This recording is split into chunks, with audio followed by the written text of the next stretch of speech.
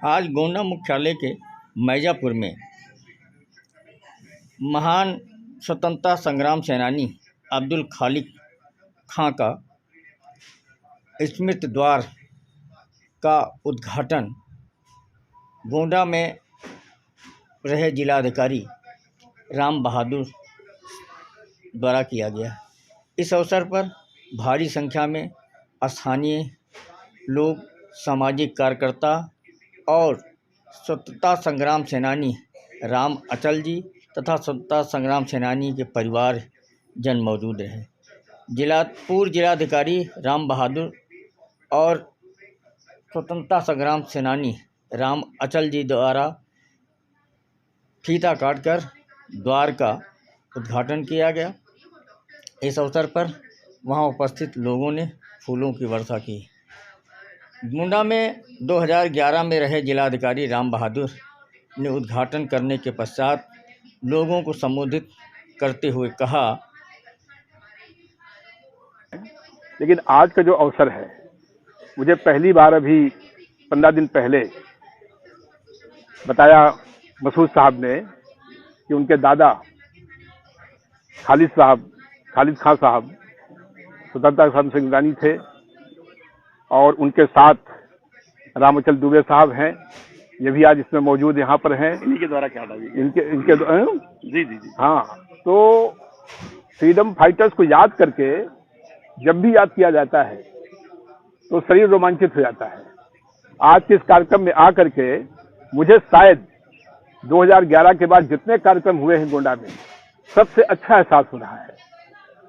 बेहद खुशी की बात है कि ऐसे लोगों को याद किया जाता है और उनकी यादगार में आज ये द्वार बनाया गया है, उनकी स्मृति को ताज़ा करने के लिए। ऐसे ही गोंडा के जितने भी स्वतंत्रता संग्राम सेनानी हैं या इस देश में हर कोने में जिन लोगों ने अपनी जान दी है, अपनी आहुति दी है हम लोगों को आज़ाद कराने के लिए, खुली हवा में सांस लेने के लिए, इस मौके पर मैं आप सभी लोगों को मुबारकबाद देता हूं।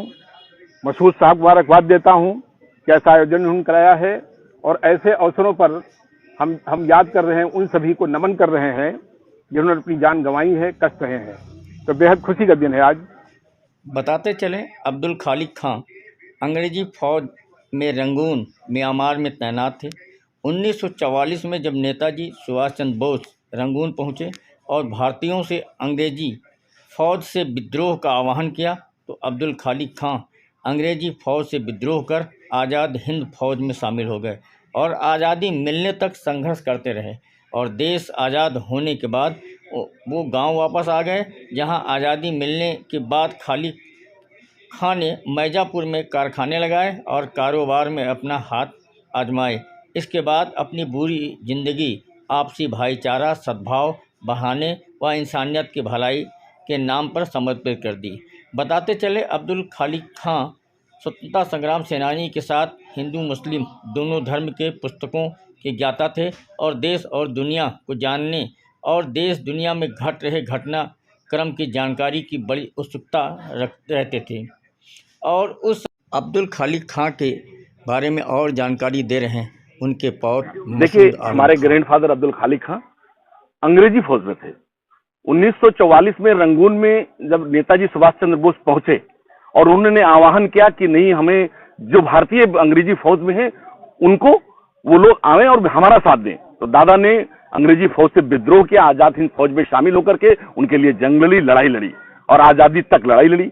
आज उन्हीं के सम्मान में हमने एक स्वागत द्वार बनाया है और देश के हमारे जिले के एकमात्र स्वतंत्रता संग्राम सेनानी हैं ये आदरणीय राम अचल दुबे जी और तमाम शहीद परिवारों को भी आज हमने बुलाया है उन्हें सम्मान करने के लिए, स्वतंत्रता संग्राम सेनानियों को सम्मान करने के लिए। वो एक बहुत बड़े समाज सेवी थे।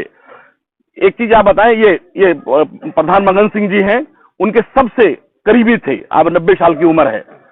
वो इतना था, उनका विजन था कि वो राष्ट्रीय अंतरराष्ट्रीय सारी चीजों में, वो गल्फ के सारे देश को घूमे हुए हैं। वो ईरान, इराक, सीरिया, वहां के राष्ट्रपति जाकिर हुसैन जो भारत के राष्ट्रपति थे, उनके राष्ट्रपति रहते बहुत अच्छे रिश्ते थे, उनके तमाम खत राष्ट्रपति भवन के। मिस्र के राष्ट्रपति सदर नासिर थे, उनके खत बराबर आया करते थे। जब भारत और वियतनाम का युद्ध चल रहा था और युद्ध नहीं बंद हो रहा था, तो दादा ने अपने सारे लोगों को बुलाया, वो विद्वान थे, उनके साथी भी विद्वान थे। एक ड्राफ्टिंग तैयार की गई जिसे आपने लिखा, ये प्रधान मगन सिंह जी ने वो ड्राफ्टिंग तैयार की संयुक्त राष्ट्र के लिए कि भाई युद्ध बंद हो, और वो जरिए डाक संयुक्त राष्ट्र गया, आम सभा में उससे पढ़ा गया, संयुक्त राष्ट्र के मिनट बुक में दर्ज हुआ, बीबीसी पर प्रसारित हुआ कि भाई इन लोगों ने भारत से जंग को बंद करने के लिए अपील की है। इसकी संयुक्त राष्ट्र में सराहना की गई। बिल्कुल बताते थे कि जब वो वहां थे और जब नेताजी सुभाष चंद्र पहुंचे वहां पर इसमें हुआ, तो उन्होंने पूरी टोली के साथ करीब वो 40 लोगों की टोली को लेकर के उन्होंने विद्रोह किया, अंग्रेजी फौज से आजाद हिंद फौज में शामिल हुए, नेताजी से बात हुई, और फिर जब तक नेताजी वहां रहे, और फिर वहां पर जो आजादी के बाद ही वो रंगून से लौटे, आजादी के बाद ही वो रंगून से यहां लौटे।